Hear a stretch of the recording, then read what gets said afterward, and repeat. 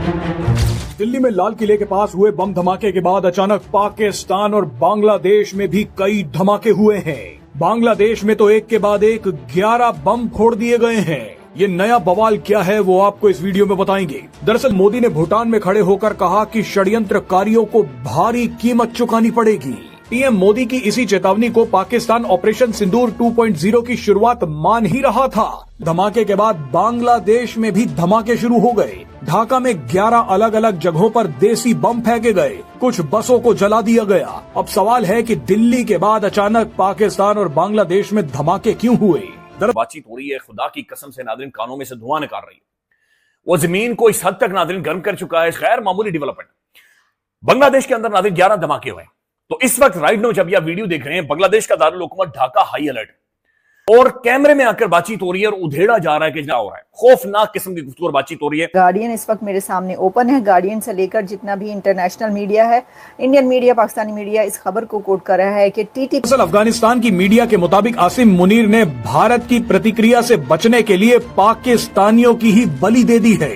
Social media पर कई लोगों का कहना है कि दिल्ली में हमला कराने के बाद पाकिस्तान ने खुद पर जानबूझकर हमला करवा लिया, जिसे फॉल्स फ्लैग हमला कहा जाता है। इस फॉल्स फ्लैग हमले का मकसद खुद को दुनिया के सामने टेरर विक्टिम दिखाना है।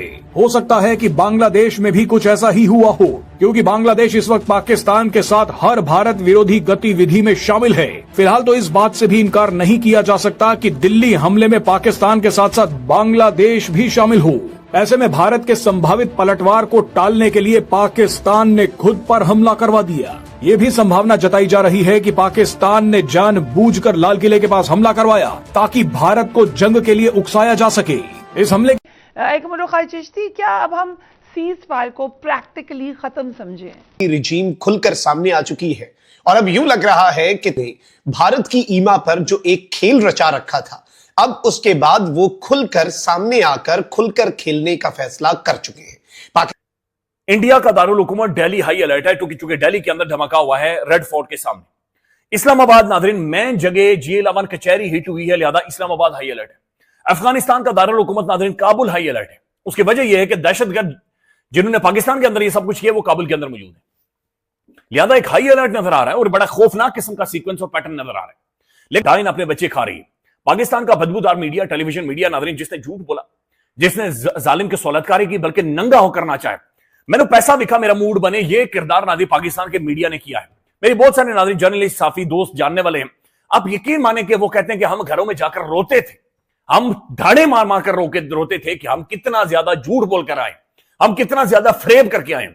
अब हो क्या रहा है नाज़रीन इसी मीडिया के साथ? ये खुद भी हो सकता है, लेकिन एक थर्ड पार्टी भी जनरेट, जैसे हिंदुस्तान इस फैक्टर में है कि वो एक ऐसा ट्रिगर करे जिससे ब्रीच ऑफ ट्रस्ट हो जाए, एतमाद खत्म हो और हम ये शक करने पर या यकीन करने पर मजबूर हो जाएं कि इसके पीछे वही है। तो ये दोनों ऑप्शंस मैं देख रहा हूं, पॉसिबिलिटी देख रहा हूं। दोनों का हमारे लिए उतना ही डेंजरस है और जाहिर है हमारा रिजॉल्व या जैसे काउंटर रिएक्शन हमारा उसी के मुताबिक ही होगा। जंग की धमकी दी है या वॉर थ्रेट किया है। तो सबसे पहले तो आप मुझे ये बताइए कि इस वक्त टीटीपी का सरबराह कौन है? दसो जरा, बताएं जरा, टीटीपी का हेड कौन है इस वक्त? नूर वली महसूद, जिसको कुछ दिन पहले खबरें आ रही थी कि उसको मार दिया गया है। उसके बाद जब वो जिंदा बच गया तो उसने अपनी वीडियो निकाली कि मैं तो जिंदा हूं। वो जिंदा है, लेकिन वो पैदा कहाँ हुआ? वो पढ़ा लिखा कहाँ? वो बड़ा कहाँ हुआ? वो जवान कहाँ हुआ? और वो दहशतगर्द कहाँ बना? और अब वो दहशतगर्दी कहाँ कर रहा है? ये सब कुछ कहाँ पर हुआ? पाकिस्तान के अंदर। यानी तालिबान जो इस वक्त पाकिस्तान पर हमले कर रहे हैं, वो सब के सब मैक्सिमम पाकिस्तान के अंदर पैदा हुए। ये जो नूर वली मसूद है, ये साउथ वजीरिस्तान की पैदावार है। कामरान खान साहब ने आकर हमें ये बताया कि मुल्क ऐसे तरक्की कर रहा है, लिटरली कहते हैं ऐसे जा रहा है, हो सकता है छत फाड़ दे। उन्होंने कहा बिजनेसमैनों की मुलाकात होगी है, दूध और शहद की नहरें इस मुल्क के अंदर बहने वाली हैं और तरक्की की बिल्कुल बहारें आने वाली हैं। 37 जर्नलिस्ट सिर्फ खाली उन्होंने डॉन न्यूज के नादरीन जो उर्दू वेबसाइट है तमाम साफियों को फारिग किया। तो पाकिस्तान का मीडिया नादरीन जो ये हमें यहां पर सुनाता था कि मुल्क तरक्की कर गया है, जेनेटरी भी ट्रंप टावर बनाने वाला है, डेलीगेशन आगे, मुल्क ऊपर जा रहा है, सोना निकल आया, चांदी निकल आई, जमीनों के नीचे से खजाने निकल आए, ट्रंप कह रहा है कि तेल निकल आया, वो मीडिया का अपना तेल निकल आया ना ले। अब इन्हें नाज़रीन रोटी के लाले पड़ गए हैं और ये खुद साफी जो जब इन्हें लात मारकर नाज़रीन बहुत सारे उनको प्रोपेगेंडिस्ट को बाहर किया जा रहा है, ये खुद आपको आकर बताएंगे कि हमसे क्या क्या झूठ मीडिया के जरिए बुलवाया गया। ये डाइन नाज़रीन खुद अपने बच्चे खा रही है। आप मुझे बताएं, आप टीटीपी से कैसे लड़ेंगे, कैसे उनका वो करेंगे? वो तो कहीं पर भी जैकेट पहन के पहुंचा देते हैं लड़के और वो फट जाते हैं।